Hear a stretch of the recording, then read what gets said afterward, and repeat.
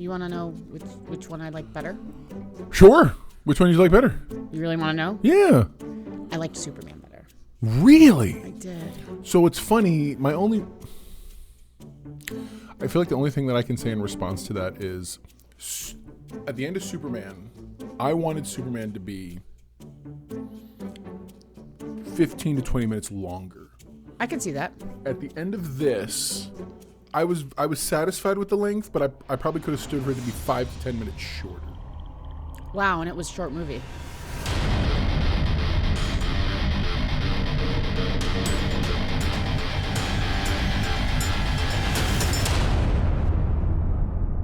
What's up, my know-it-alls? Welcome to the spoiler discussion for Fantastic Four.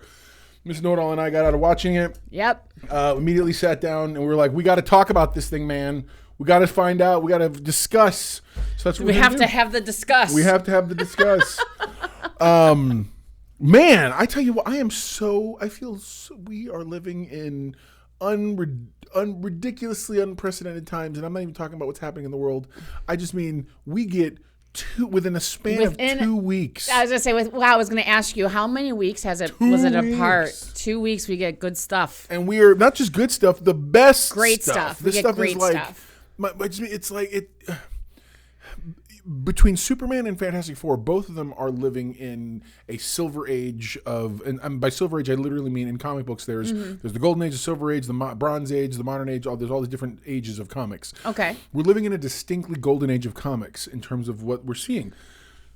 Crypto, the Crypto the dog, not cryptocurrency. But Crypto the dog, we get to see, Superman being Superman. And then now we get to see Herbie the robot and the Fantastic Four and the Fantastic Car, which is the phrase I never thought I would ever say in real life. But yeah, no, the movie was amazing. And it was, okay. Let's go through the characters. Sure. Let's go through the characters. Okay. What were your impressions of the actual main Fantastic Four themselves? We're talking Pedro Pascal as Reed Richards, Vanessa Kirby as Sue Storm, Ebon Moss-Bachrach as Ben Grimm the Thing, and then Joseph Quinn, who we remember from Stranger Things. He was the guitar wielding. Yes. That was him from Stranger Things last season. Yes. Oh my gosh. Yes, it was. And he's become a household name. It's so funny. I've heard so many people talk about different characters that stand out for them. What did you think of the main four? Well, the main four, I think they cast very well. I did cast too. Them very, very well. I had my reservations about Pedro at first.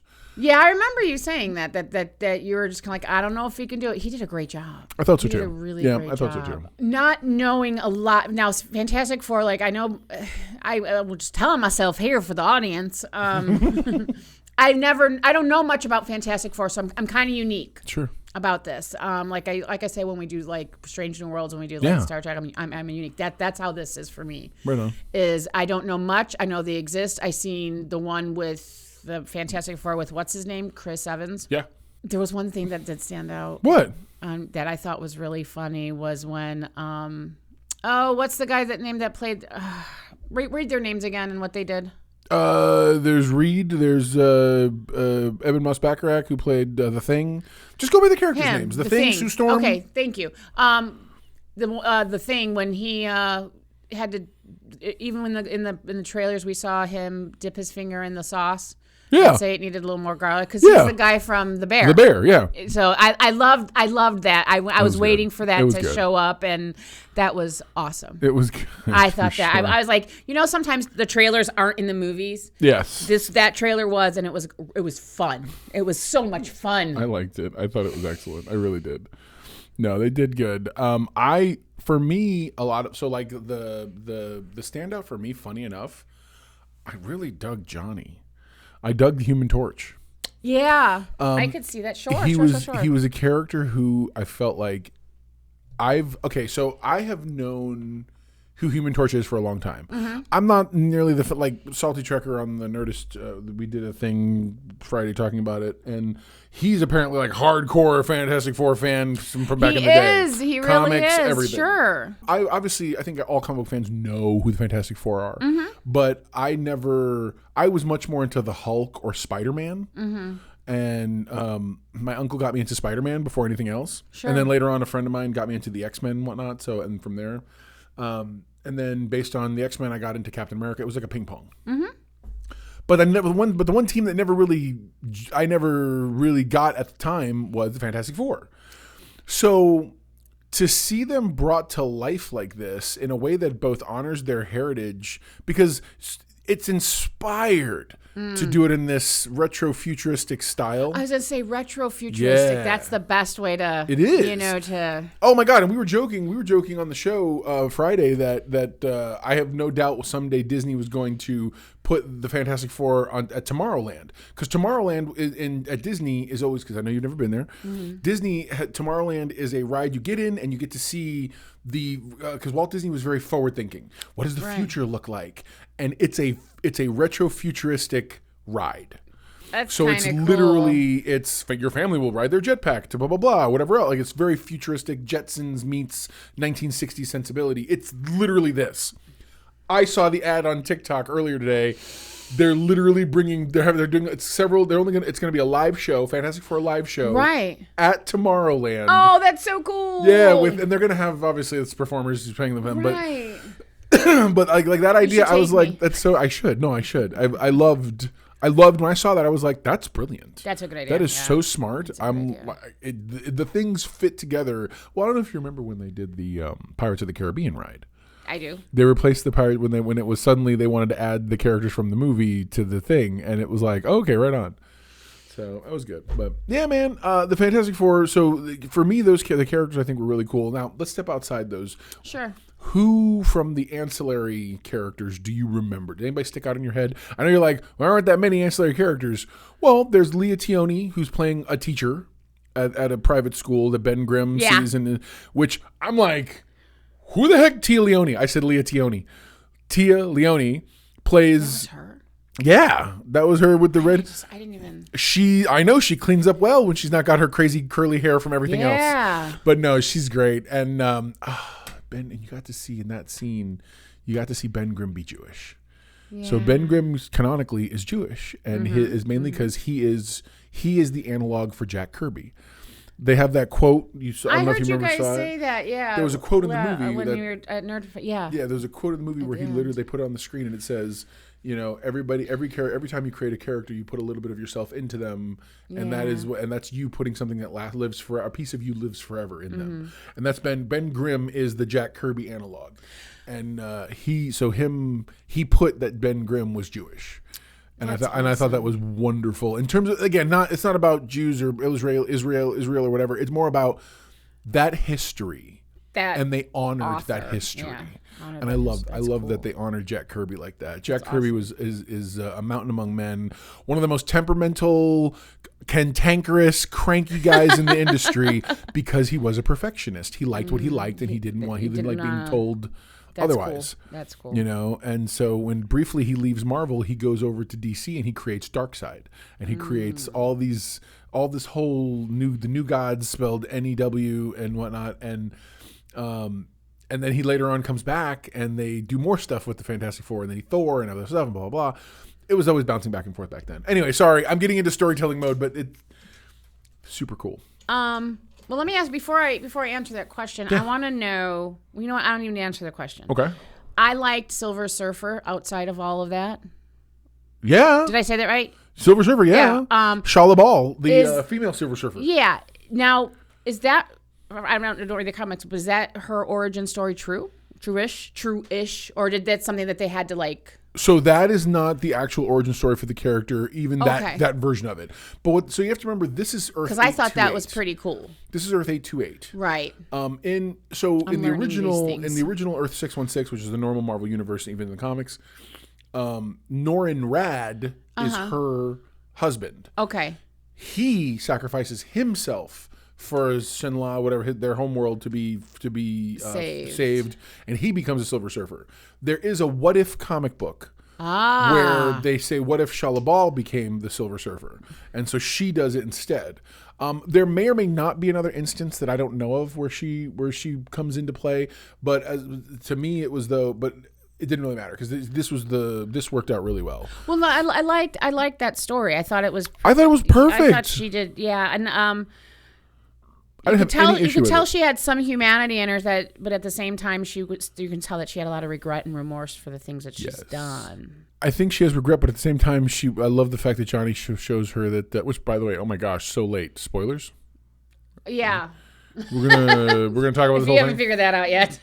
Again, if you don't know that I spoil these things, if the thumbnail that said spoiler discussion or spoiler talk wasn't Plus, big I'm enough, here.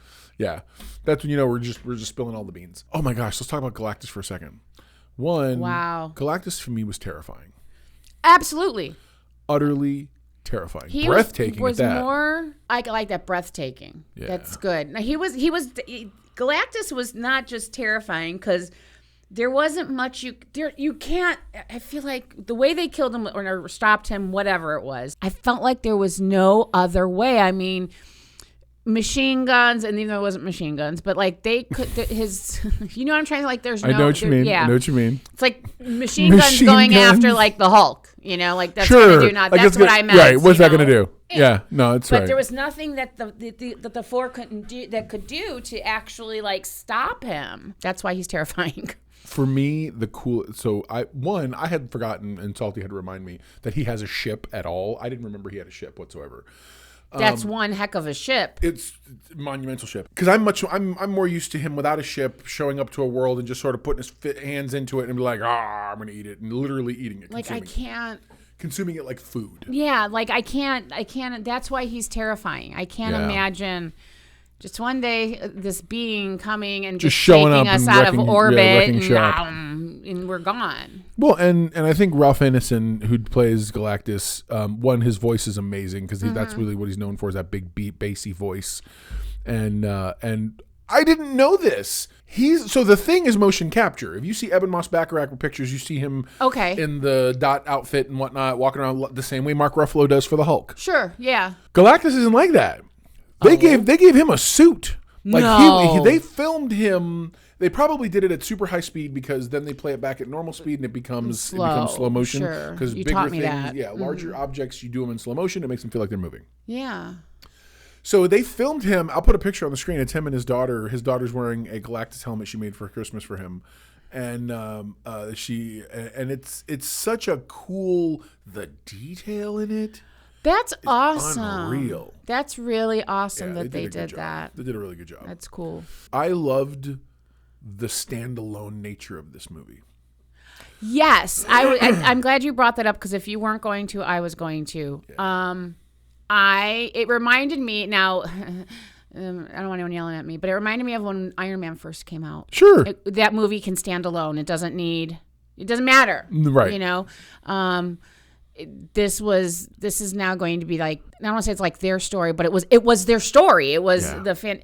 And you know what else I really liked? What? We didn't. As someone that knows very little about Fantastic Four, I learned a lot about Fantastic Four in the beginning. Sure. When dude was introducing them to come out on stage. Oh yeah, that was the great. So that's something I did tell you in the theater that they did better than Superman. Yeah. Superman sort of dumped you flat in, and like you were about to say, they instead did this. So, and when you're watching TV shows, and that's what it is, it's this very Ed Sullivan-y like TV show. That's what it reminded me of, like it was supposed to be Ed Sullivan. Yeah. And he introduces them, and they show that they call it a promo packet. Yeah. Okay, and that where you get to see all this history, and you're like, what a creative way. That's a very creative way. I mean, I remembered them going into space, like I said, from the time that I watched the one with Chris Evans. Yeah. I remembered all that something whatever went wrong, and they came back different. This was pretty cool because while we didn't have to see the struggle, while they were describing it, we already knew that they had this struggle. Right. You know? Yeah. So. I was a big fan of the retrofuturism of it all, and what I really liked was when it came down to it, on more than one occasion, the Fantastic Four they're the like protectors, guardians of the planet. Mm-hmm. So when they're jumping in to do stuff, like they're the ones who are leading that charge. Right. And you saw very few world leaders in terms of they're not like the world leaders. But you didn't see them like getting involved. Right. They're the ones who are tasked with defending the planet. Yep. I did. Okay. The president of the planet. I both hated and loved the opening montage thing with all the people. I loved it for the reasons we just talked about, but I hated it because I felt like it fell into the same Marvel trope that happens often, which is we're going to tell you about a better movie than you saw. And I'm like, I wanted to see some of those fights. I would have loved to have seen them a little more, because they took the time and made them. They look like the comic books. And I'm like, why are you going to just show it to me as a media thing? Like, take me there. Show me what the situation was. Whatever. I can understand why someone like you in Salty would get aggravated with something like that. Because I didn't know anything like that. Sure. It didn't bother me. No, I know. But if they're going to appeal to the comic book, they need to the comic book fans. They need to make sure that they put those really, like you said, really awesome things out as well. Let's talk about Paul Walter Hauser as the Mole Man. Come on, man. And so you know nothing about this stuff. No. The Mole Man is a classic villain. The Mole Man was arguably the first villain that Fantastic Four ever faced. And I love the fact that Sue brokered a peace, and it was. But then they go to him, and what I loved is he's this goofy character, and Paul Walter Hauser did a great job. Paul Walter Hauser decided that one scene he got, he was going to chew the scenery on. So he walks in, he's very much pompous, and he's like, "Oh yeah, I'll give you whatever you want, Susie," but he's got to be the one to ask. And I was like, "Oh." It single-handedly spoke without saying it too much or too obviously. It spoke to a pre-existing relationship that I didn't have to really. I wasn't curious about, because their acting told me everything I needed to know. Yes. Reed's behavior tells you he thinks very little of Mole Man and is like really disgusted by this whole situation. And Mole Man's behavior toward him is like, "Oh yeah, you think you're better than me? That's it. That's it. Yep. Oh man, it was good. It was so good. I really dug Paul. And what a small role, but God, it was down to the shades he's wearing. Yeah. You know? Herbie's the coolest little guy. Absolutely. And he's practical as well. I know, he was a puppet. Yeah. Couldn't believe it. Yeah, that's pretty cool. That's really cool. He did good. So I want to talk about how I couldn't see any of the CGI except for one thing. Why? I love it. I loved how we couldn't see it except for one thing. Okay. I think I know something you're talking about, and I agree with you. So many people out there's critics out there who are like, "I didn't like the CGI." What are you talking about? The CGI was flawless. And it's literally the one thing. The one thing was when they're holding Franklin, and it looked like they took Franklin, and the way the CGI was, instead of having a baby making him in his arms, I feel like they took the baby and as CGI and made it look like he was crawling on the ground, but now it's crawling on Mr. Fantastic. I got you. So he was added. Okay. Yeah, like he was added because it was like the way he was like all. Okay. I don't know what this means, but. So that didn't. That's hilarious. That didn't trip me up. What did trip me up was, there's that scene toward the end where, again, spoilers if you don't know by now, jump ship, go see the movie, then watch this. Sue's dead. Sue manages, and we'll talk about it in a minute. We'll talk about her facing off with Galactus, with everybody and the whole thing. But in the effort and stress to essentially push Galactus through a big giant portal, that was the solution they came up with to try to get rid of him. Again, I'll go into the whole teleportation of it all later. But she's dead, seemingly. Right. Then the baby reaches over, does a thing. They put her on her chest, and the baby brings her back to life. Okay. Right. I at first was tripped up by it. I was like, golly, it looks CGI. It doesn't look CGI. What creates because it actually looks brilliant. And I've looked at stills. There's an uncanny valley that happens because this is not how babies react, move, or behave. In any way, shape, or form. They do not act purposefully. They don't move looking for, like, with the exception of wanting like a thing, like I want my bottle or I want my toy. But past that, this was different. The baby emoted. This reminded me of a better done version of the Twilight baby. Because the Twilight baby they actually took a real life actress who was going to be her older, and they CGI'd her into the baby version. It was very distressing, very disturbing, looked weird. This was different in that the only reason it threw me off was because babies don't behave this way in terms of the purposefulness of it all. Like the baby had an expression like I need to help mom, I need to blah blah blah, and climb on the thing and do this. It had looks at like and the whole bit. It had expressions that babies don't normally have. Oh my gosh! And you can't teach babies to do. I didn't even see it like that. That's interesting because I just saw it as I want my mom. Okay, that's fair. That's fair. Yeah. That's great. What a great insight. Okay. And that I want my mom and babies know. Sure. So if they know when mommies are hurt, they know when daddies are hurt. Seriously. Right on. I think the age of the baby was wrong. But that's a oh no, the baby story. went from newborn to 9 months old in like a heartbeat. And they were only gone for 3 months. Yeah, the baby was super fast. I was like, whoa. But having said that, I appreciate your observation. But yeah, I kind of just saw it as like I want my mom. Now, when she's like up there, when he's, I was half expecting him to start crying. I could write this a little better. No, I'm just kidding. Like half expecting to. While he was crying, his little baby tears is what brought her back. But we didn't even have that. But that's okay. The little magic tears. Little magic tears. That's hilarious. I mean, I thought that's what I expected to happen. Yeah, because funny. The rest, because we don't.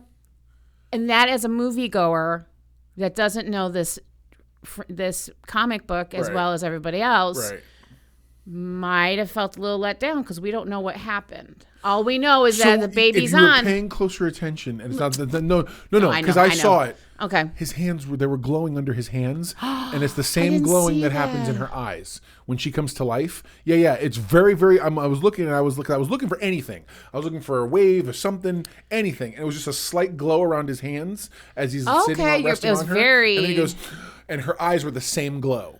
Okay. So I was like, oh, okay, I see. And it was so yes, but I get what you're saying. It was kind of weird. I wonder if I'm the only one that didn't notice that. Let's talk real briefly about the plot to teleport the planet. That was kind of cool. I see. That's what I thought. My thought was, and everybody's sort of getting hung up on, how does he do that? The logistics of it. There's no moon. There's no blah, blah, blah. Hey. If the man can figure out how to teleport a planet, I have the feeling he's accounted for all the other aspects. Absolutely. And if you don't think he has, then I hope you can show your work for deciphering everything that was on that chalkboard. Yeah, I know, right? Because I'm sorry, my feeling is something on that chalkboard had to do with calculating all that like nonsense. Gravity and stuff. Yeah. Right. So like, for all we know, the moon was going with. Is that a cat? It was a cat. So he just scratched my leg. I was like, what was that? Sorry. But yeah, no, and so then, but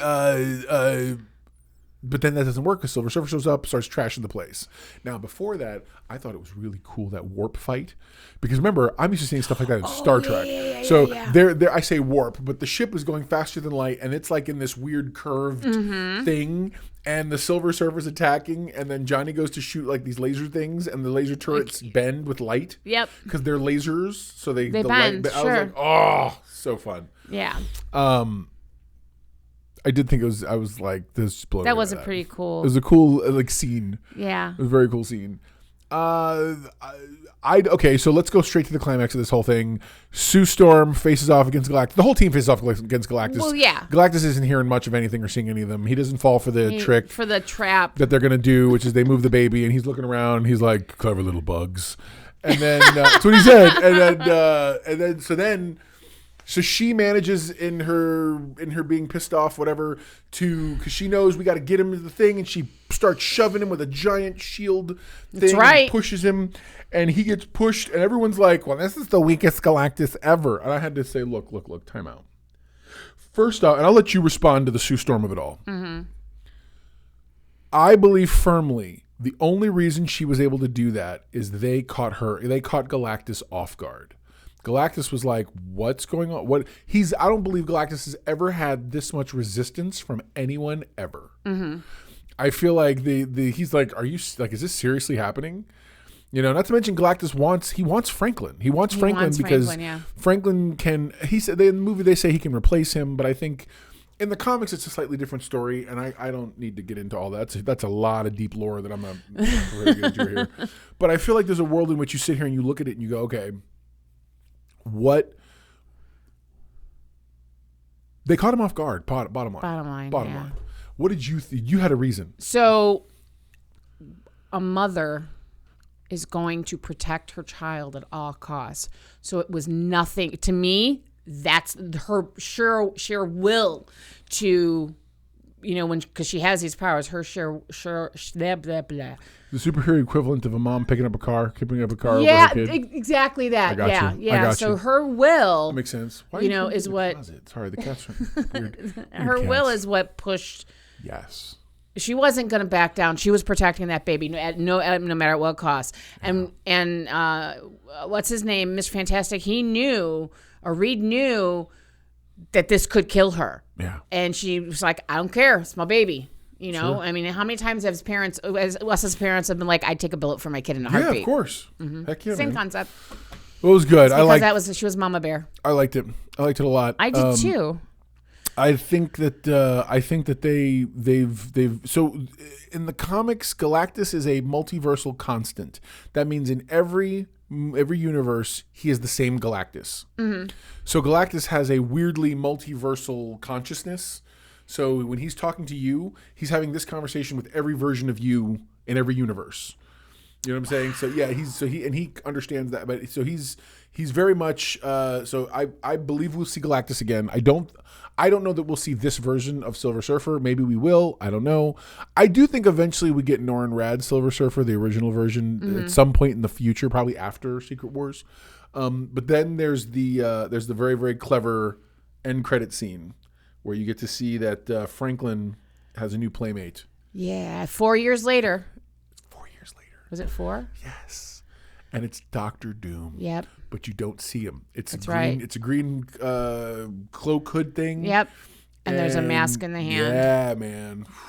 Yeah, that's Right? And what about and I know you were super like if y'all were in the theater with us when Mr. Know-It-All saw the end credit, bro, he lost his mind. It was good. Yeah. That was the only valuable one. The end it's just being goofy, but it was good. That was good though. I was super excited for it. It didn't end the way I thought it was going to. I assumed we were going to somehow get them, because I still don't know how we're going to get them over to the 616. I'm assuming it's going to have to be Battle World and Doom and whatever else, because they have the next movie up on this, unless they change something or add something, is Spider-Man Brand New Day, which is the first Spider-Man movie since the last one, in terms of that last one ended that trilogy of Spider-Mans with Tom Holland. This next one's going to start a new set of stories with Tom Holland. Hopefully that will build and culminate into Doomsday, Avengers Doomsday. Right. So, but yeah, that's there you go. Now you know. If knowing's half the battle, you have to know it all yourself. What's the know-all index for this for Fantastic Four First Steps? Because of everything we've talked about, I like the movie. I see the flaws. I'm not blind. Sure. I'm going to give it an 8.5 out of 10. Yeah. Interesting. What's your score?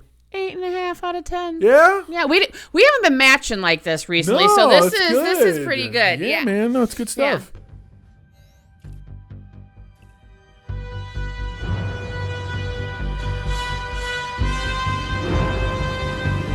What did you think? What is your thoughts about the movie? Have you seen it yet? If you haven't seen it, what did you watch this for? Hopefully you get a chance to watch it. If you have watched it, I'd love to hear what your thoughts are in the comments below. This is one that I'm very happy about. This to me resets or starts us on the right path to Marvel starting to do some good things again. We were nervous going in. Very, very was. Especially coming off the high of Superman. Marvel needs to do more of this in terms of let it be a standalone movie. It's what they did in the beginning. Yep. Stand alone, stand on your own 2 feet, be your own thing, don't go Start crazy. meshing them together later on after all the characters have been introduced, then, which is what they did. Right. Well, I was really happy with the fact that they established a really strong team dynamic out the gate.